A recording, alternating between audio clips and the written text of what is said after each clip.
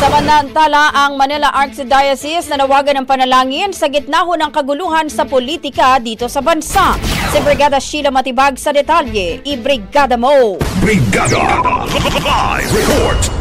Humiling si Manila Archbishop Jose Cardinal Advincula sa mga Pilipino na ipanalangin ang nangyayaring girian sa politika ng Pilipinas. Sa isang circular, sinabi ni Advincula na nakikita ngayon ang emotionally intense events sa political spectrum ng bansa at naririnig ang iba't ibang mga opinyon.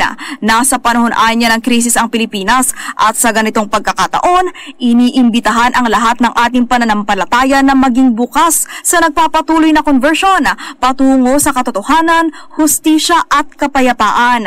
Hinikayat niya rin ang mga simbahan at komunidad na ipanalangin ang Oratio Imperata for the Nation araw-araw matapos ang post-communion prayer sa lahat ng misa simula 3rd Sunday of Lent sa March 23. Dasal umano ng simbahan na ang pagmamahal ang siyang mangibabaw sa lahat ng mga political loyalties at personal na interes upang makita ang isa't isa hindi bilang kaaway kundi bilang mga kapatid.